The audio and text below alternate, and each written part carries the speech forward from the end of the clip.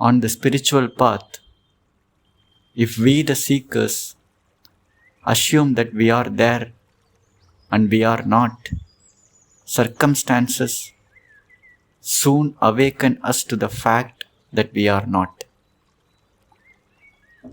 Meaning, if a spiritual seeker assumes prematurely that he is liberated, enlightened, he is established in the true self, but in actuality, it is not the truth, then the life and the circumstances will bring up the truth in front of the seeker that actually he has not yet reached the goal. When the time has come that we should awaken to our true self in this very life, then the life situations and circumstances will bring up the blind spots, the identities, the illusions which we are holding on to, but we are not aware of through external circumstances. We cannot escape this test of life, this practical test of life. The human mind, the little human mind, is always eager to claim the spiritual victory prematurely. It wants to identify itself as someone who is liberated, who has achieved the highest spiritual goal. It wants to feel special in that way. So prematurely it will start claiming the liberation, the truth, before it is actually happened. But this will be tested and shown to us through the life itself, through the circumstances itself. The happenings in your workspace, the happenings in your family life will bring up such issues which will stimulate the identity. It will bring up the identity. It will bring up the anger, desire, jealousy. And the truth will be slapped on our face that we are stuck in so many things. Still we are ignorant. We are holding on to so many identities as truth. Still these things are lying dormant in a corner, which I have not contemplated upon, looked upon, which we have not shined our light over these things. So no seeker can escape this test. It is not actually a test to hurt us, to demean us, to discourage us on the spiritual path, but as it is destined that we have to wake up to our true nature in this very life, there is no time to waste. Things has to be brought to the surface, which we have to look inside the scanner. We have to look through these things over the microscope and contemplate about it. What is these things? Why these external things are affecting me? Where are my identities hiding? So I have to burn all these things. So only the life out of compassion brings these circumstances to just mirror me where I am. So the big claims of mind that I have achieved the enlightenment, premature claims, can't hold in front of the life circumstances. It will be revealed. The true place of who we are will be revealed by the life circumstances.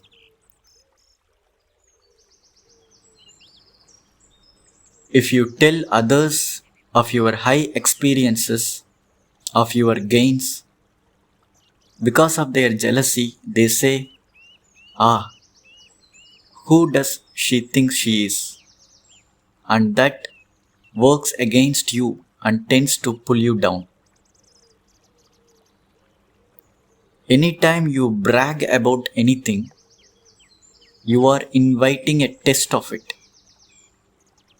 So I warn you, if you are growing into these things, when they start coming Unless you are so sure you know by experience, you can't lose it. It's better not to tell anyone. Be proud of your spiritual accomplishments. Be happy with them. But be proud of them to yourself.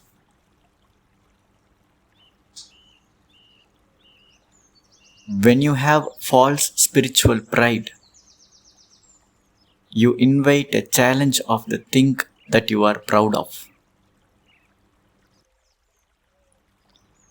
All these pointers means that a spiritual seeker who are in the initial stages and who will have some spiritual experiences every now and then, some flashing of truth every now and then. It is not good to brag about these experiences and advertise about these experiences and make an identity out of it and reveal to the others in a public space, because these things will make people jealous and they will test you. What do you think you are? They might ask you, what do you think you are? Are you thinking you are special than us? And all these unnecessary confrontations will just drag us down in the initial stages. So unless we are firm in our truth, we are well established in our truth, and we know there is everybody and everything is just this one universal energy consciousness, Sat Chit Anand, existence consciousness bliss. And there is no individuals here. There is no liberated person or ignorant person. There is only this existence consciousness bliss, which is appearing as both the ignorant and the liberated one. So there is nothing to feel superior or inferior about this spiritual knowledge or revelation or experience. There is nothing. No individual is there who can claim I am a liberated person. There is no liberated person. There is only this existence consciousness bliss. Unless until we are established in such a firm truth, unshaken truth, it is not good to reveal our spiritual personal experiences and gains and this bliss and the peace and the serenity we are gaining in the initial stages to others. It is not good to make an identity out of it. The spiritual process, spiritual path, spiritual tools are a utility tool in order to remove all the identities, ignorance, the imagination that I am an independent individual, separate entity, and the roles which we got identified with. The spiritual process is a tool to remove all these things. But the mind's nature, human mind's nature is that it will get identified with any kind of tool or instrument which are being used. Likewise, the body is an instrument through which we experience the multiplicity. But naturally, we get identified with our body. All the identities and the roles which we play in the life is an instrument through which we experience a particular type of experience. Mother, father, husband, wife, a professional is an instrument through which we look at this world through a particular lens and we have a particular type of experience. But naturally, the mind forms an identity out of it. I am this role, I am this body, I am this car, I am my house, I am my profession, I am my knowledge. So the mind naturally forms an identity out of everything which is being used as a utility tool. In the same way, the little mind will form an identity out of the spiritual process, spiritual tool which we are using to remove the ignorance. So over a period of time, the spiritual seeker might form a spiritual identity. Every spiritual path, every spiritual organization will have certain unique way of teaching process. So there is a high chance that I form a new spiritual identity in that spiritual organization and I I will identify myself with a certain hierarchy. I have attained this spiritual position. I have evolved to this level, that level, stage 2, 3, 4. So now we are getting into another trouble. We are building up a hurdle for ourselves by making the spiritual tool, spiritual process into another new identity. Now the spiritual seeker might get into this false pride that I am a superior seeker. I am a more special seeker. I have attained much higher spiritual place. I have had many spiritual experiences, awakening, realizations, and that he might feel proud and superior than other people in the organization or the seekers in other organization, or compared to the ignorant people who are not at all oriented towards the spiritual process. So this again is an illusion.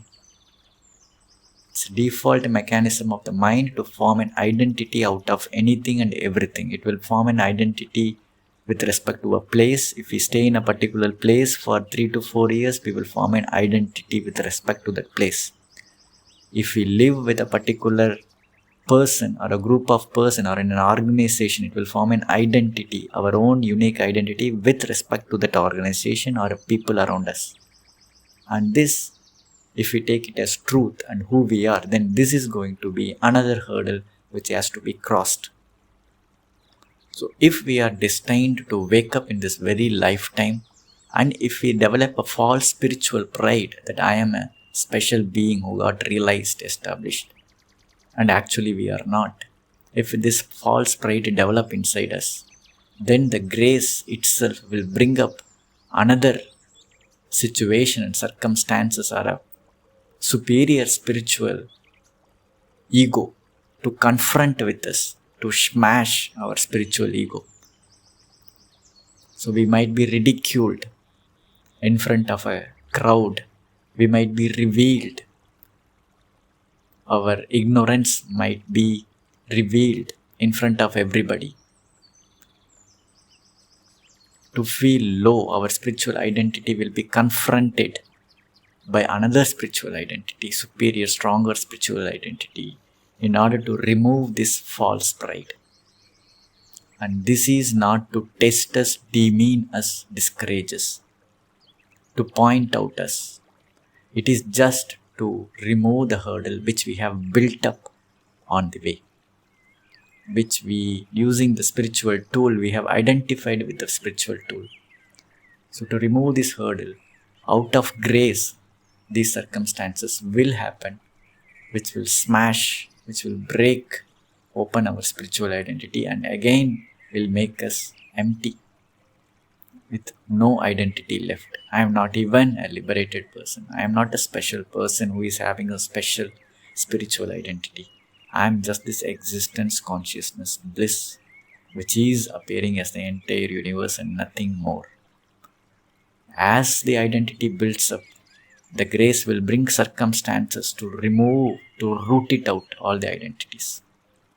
If it happens like this very quick, it means you are destined in this very lifetime to be free of all the identities, including the spiritual identity. It takes more than faith. It takes knowledge. You start with faith, but you must convert it to knowledge.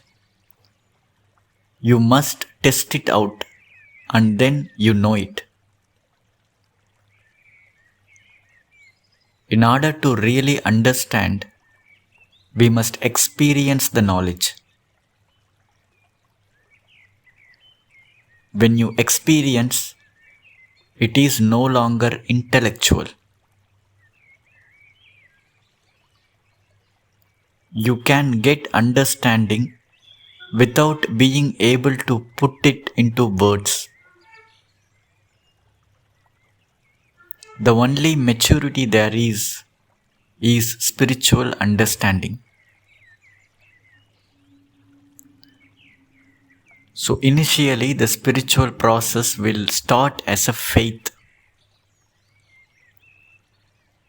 the faith that there is something beyond this body, mind, ego, identity based life of temporary expressions of happiness and suffering.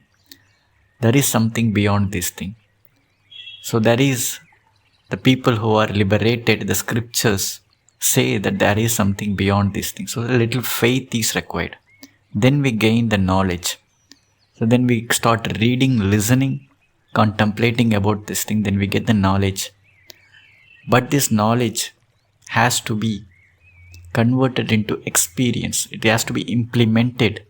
The things which we have read and heard to be implemented in the day-to-day life. And the serenity and the bliss and the peace and the undisturbed beingness has to be experienced in the day-to-day life so that this knowledge becomes our experience. Then it is no longer intellectual knowledge. The truth which we have heard and read will no longer be intellectual. It will be our day-to-day experience. Every moment we are experiencing that as that itself. So the faith has to convert into knowledge, and the knowledge has to convert into understanding. That understanding happens through the day-to-day life experiences. Only when we implement this knowledge in our day-to-day life. So we have to live as though we are God. We have lived as though we are an identity as a body, mind, ego. Now the knowledge, spiritual knowledge says that you are the birthless, deathless, superior consciousness, existence consciousness, bliss, which is formless, which is appearing as all the form. Knowing this, we have to live like that. When we live like that, we will have the experience of this knowledge. Irrespective of whatever happens in the external world, we will be undisturbed when we are firmly established in this truth. And when we live like this every moment in our office, in our family, every moment, if we are living like this, if we experience this world from this point of view, then the knowledge will be converted into experience. Then this will be our own knowledge. This will be the real understanding. When I experience that, yes, when I am established in the truth of who I am, beyond the body, mind, ego, I am untouched by the external situations. I am serene, I am blissful. I am neither excited by the external situation nor depressed by the external situations. Yes, whatever the things which is said by the scriptures and the liberated being is true, because I have experienced it myself in day-to-day life. Every moment I am experiencing this, and this is my truth. Then only this will be my truth. Then no longer it's an intellectual understanding. It's an experiential truth, intuitive experiential truth of myself. So somebody might not be able to put it into words, they understand the spiritual experience, what they are feeling, how they got into this place. They may not be able to verbalize it. They may not be able to teach to others, but still understanding will happen. They might not be good in vocabulary to express these things, but still the understanding will happen. They know it by their own experience. This will never fail. So only maturity, there is this spiritual understanding. We say that somebody is a more matured person.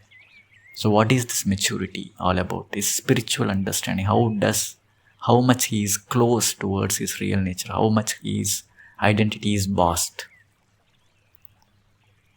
How much depth is their spiritual understanding of who they really are.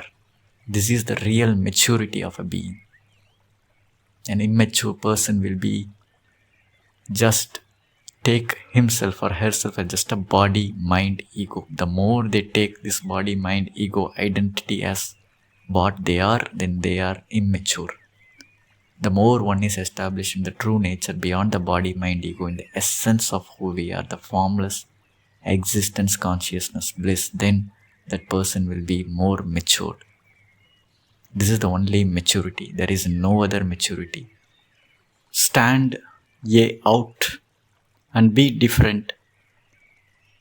And don't let the others trick you back into where you were. It's not easy. It takes fortitude. Stand ye out and be different, and don't let the others trick you back into where you were. It's not easy. It takes fortitude.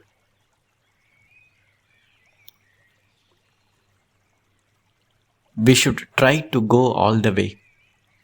To us, it is given to do that.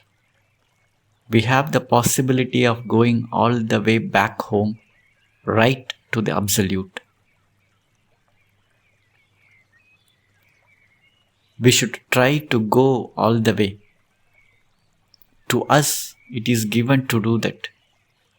We have the possibility of going all the way back home, right to the Absolute.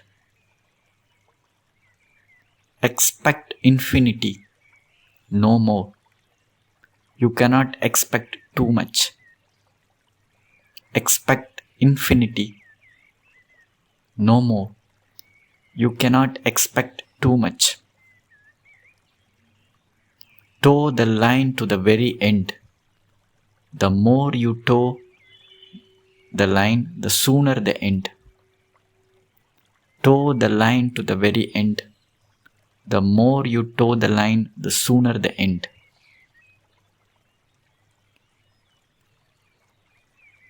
These pointers indicate that the spiritual seeker has to stand alone, different, separate from the common crowd. Because it's rare that we meet a person, a true seeker who is established in the truth. Then he will be an odd man out in the midst of the ignorant ones. So he has to hold his stand in the midst of people who are taking themselves as a body, mind, ego alone and living and experiencing this life from that standpoint. When we are living in the midst of such a crowd, it takes immense fortitude to stand in our truth, stand strong in our truth. When the thousands of people are surrounded, we are surrounded by thousands and lakhs and crores of people who are living in a particular viewpoint. We are the seekers of truth. We are standing on our truth and experiencing and viewing this life from a different point of view, from a true eyes, from the oneness point of view. So it takes fortitude, immense fortitude. It's not easy. So we should not allow this, the seekers should not allow the crowd to pull us back into our identity, body, mind, ego. The crowd, we should not allow the crowd to drag us into our old identities. We should not allow the family to drag us into the family identity. To just feel and think that we are just a family identity, family-based identity.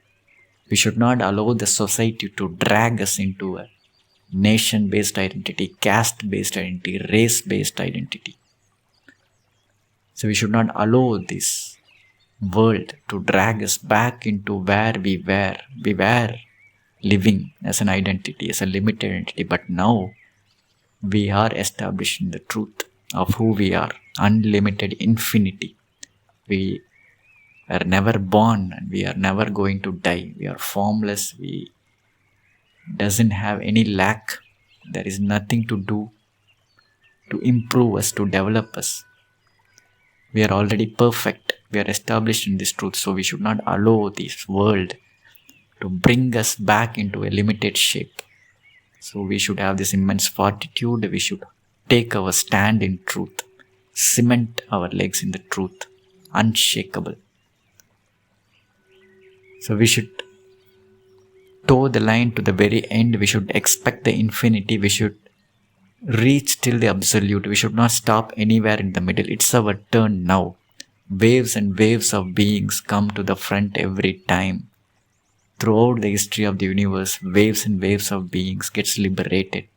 And we are the listeners, the seekers of truth, are in the front of this wave. And now it's our time. We have been called upon by the grace itself to reach. So we have to reach till the absolute. We should never stop short of the absolute. We should become the infinity. We are not expecting too much by wanting to become the infinite being. It's our true nature. It's our right to be who we are. We are already that. We are not expecting too much by wanting to become the infinite, perfect, ever blissful being.